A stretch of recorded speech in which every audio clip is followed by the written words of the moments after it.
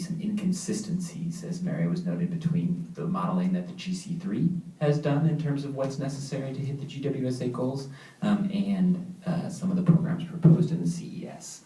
And then also want to very much thank Eric, actually, for your very appropriate comments on the importance of keeping electricity prices low because of the importance of electrifying heating and transportation. We'll come back to that in the next couple sections because I completely agree. But the first question I want to start with was on the GWSA and some of those inconsistencies, particularly around the 30% RPS by 2030. And I think a couple of things in terms of questions in terms of quantification. Yes, I do think that being very clear about the quantification of the RPS in particular and how it leads to the carbon reductions necessary to stay on track for the GWSA would be a great thing to include in the CES. I'm not saying you need to repeat what the GC3 has done, but to definitely make sure it's very clear how those two are linked up and that they are consistent with each other. I think because in the analysis that I've seen from the GC3, you know, we need to be at 95% carbon-free electricity by 2050. And that would imply an increase in the RPS, recognizing that the nuclear resources are going to go away in 2035, 2045 if they don't go away sooner. And that we have to be on track to replace those. And so we need to be more than 1% per year increase in carbon-free renewables in order to be on track to replace the nuclear units that are going to retire. And a failure to do that basically allows Millstone and Dominion to, you know, hold a gun to the head of ratepayers and say, if you know you don't pay us more, we're going to retire and then you won't hit your GWSA goals. So we've got to ramp up. And so I'm just kind of curious about the consistency and how you see a 1% annual increase in the RPS being consistent with actually being on track to hit the GWSA goals. I think I would refer to the slide that Lauren showed earlier where we're looking at the carbon content and not the resource.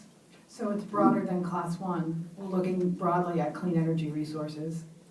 And I think just to add to Carrie's point, there's a sequence here for us. You know, Eric alluded to the fact that, you know, the whole question of Millstone and Millstone study is ongoing right now. So we have several major issues that we need to wrestle with sort of first to have a clear handle on, you know, what this picture would look like in terms of clean energy resources to meet our demand. I also want to load hopefully is declining, right? So you're looking at 80% of what? There are things we have to figure out what we're buying, what's our mix soon before we start looking at further goals. Right? Millstone goes away in 2035 where we have flying cars with batteries that can go two ways of energy, and then our 20-year contract we signed in 2020 to meet a 2035 retirement may not look very good. So you have to look at your planning, when you're planning this, we need to know more information before we start committing ratepayer funding. We're looking at these things, we're making very strong progress. What we're doing with hydro, what we're doing with nuclear may affect what we end up ultimately doing with our RPS going forward. But for now, we feel like no matter what we do with nuclear, no matter what we do with hydro, the 30% is a good improvement going forward. Will decrease our carbon intensity significantly. You know, as you're growing, it's going up 60% from today. Plus we're offsetting the biomass. You're up close to 70% more by 2030 than you are today. That's a big delta. I think the other, by taking a wait-and-see approach, you're passing up the opportunity to take advantage of things like the production tax credit, the investment tax credit that lower costs for consumers. And so again, I come back to the importance of lowering costs for consumers. In fact, buying renewables now is potentially cheaper than waiting and seeing because you couldn't take advantage of those things. Speaking of renewables, I do want to understand your assertion that offshore wind is likely very expensive, and just kind of what the basis for that assertion was. I can take it again. We have the known cost of in Rhode Island of 20 something, and the known cost in Maryland of 14 cents. Yep. That is expensive. We haven't seen the costs currently today, but yeah. I think it might be more informative to take a look at European costs at scale because a 30 megawatt project like Block Island is clearly not the same as a couple hundred megawatt project and multiple hundreds of megawatt projects today. So I also want to we would allow them to be in any procurements anyway, so I don't think it really matters the fact that we said that, we can change that. They would be allowed in any class 1 procurement. Yeah, that would find out. yeah, I think it was just the assertion that it was very likely Yeah. very expensive. I think basing just on Block Island or even on Block Island or the mainland project is maybe a very limited set that does not necessarily reflect bigger projects. Okay. And then when it comes to solar siting in particular and some of the discussion about farmland, I know you talked about putting together a working group, and so I'm kind of curious who you envisioned being on that working group and how you would ensure that public stakeholder input was So incorporated. I don't know if, so we held a siting workshop in January. I don't know if you participated in that, but it was a day-long event. And we had many stakeholder groups participating, and we had 3 panels. We had panel looking at sort of the balance of land use policy across the state. And so, thoughts are to include sort of representation from that context. We had a second panel that was developers, talking about sort of the on-the-ground considerations around siting in Connecticut. So, envision some representation from that group of participants. And our third panel was on tools that were available, tools under development, and a lot of good work going on various tools to really aid both on the customer side as well as on the utility side, to really assist in sort of finding, right project, right place. So that's as far, at least some of the thinking. If you have thoughts on stakeholders, love to hear it. It's on our list of things to get to. Thanks. And then related to that, I'm curious, based on the recommendations related to preserving farmland and getting this balance correct, if you've actually quantified the amount of farmland that is potentially preserved by taking those recommendations versus not taking those recommendations, and what that kind of overall impact is on preservation of prime ag land. That's a great thought for Department of Ag, isn't it? So I think it's, the quantification question is one that I don't really have a great answer, but we've been working really closely with the Department of Agriculture on it. I think it's just one of those questions of, Yeah. how much do we really get by doing certain things, so it'd be Yeah. really helpful. Yeah. Yep.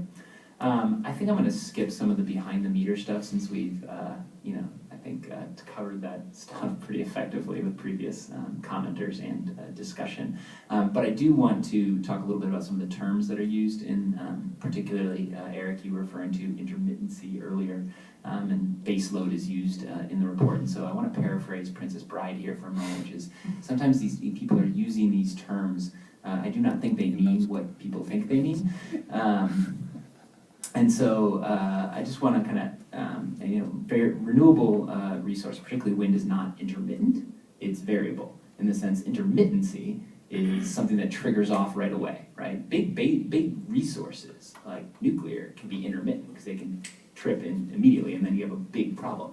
Wind ramps up and down, variably it can be forecasted, a lot of that can be incorporated. And so I think it's very important that we use the right terms when we're talking about these resources.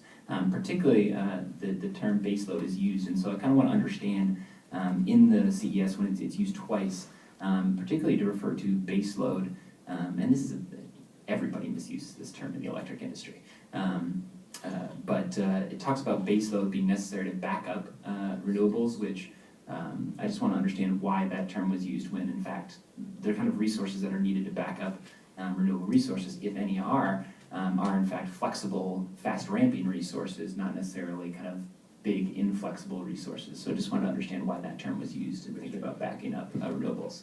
Probably use it properly, we change that. Yeah. We agree with it. Okay, great. Thank you. And again, I'm just double checking Francis's questions to make sure I got all of his. When it comes to the discussion of natural gas, which I know we had, or of gas, which I know we had a lot of discussion, I'm kind of curious why DEEP thinks that the market has not responded to increase gas capacity in New England if there is this need. I want to again, remind folks, the Synapse report that Lou mentioned earlier does incorporate the long-term outlook for renewables and does show a significant decrease in natural gas use in the electric sector. And we certainly know we're going to be decreasing gas use for the building sector if we're actually going to be hitting our GWSA goals. So I'm just kind of curious if you have any particular thoughts about why the market hasn't and why there does need to be some intervention. I think you know the answer. Yeah. It's economics, right? The firm fuel supply is very expensive to buy it. Waiting to buy the headroom and running the risk of not running when called upon. PFP is going to be there. Whether that incentive is enough to change it, we haven't seen yet. But those penalty factors don't come into play until next year. We'll see if that changes the world. Seeing how long we are, currently most of them are discounting it. So the answer is firm supply is expensive for generators, especially if you're the only generator getting it. So you'll never run if you do because your marginal costs are higher. And PFP has not proven to be sufficiently punitive to change behavior to get firm fuel. We're ongoing studies to see what to do about that, and that's where we are. And I do hope in the final version of the CES you actually describe gas procurement as expensive then. That would be great.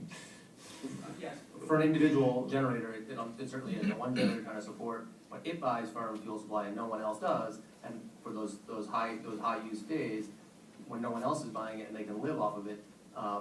Yes, it's trouble, but yes, there's no question the pipeline isn't cheap. Yep.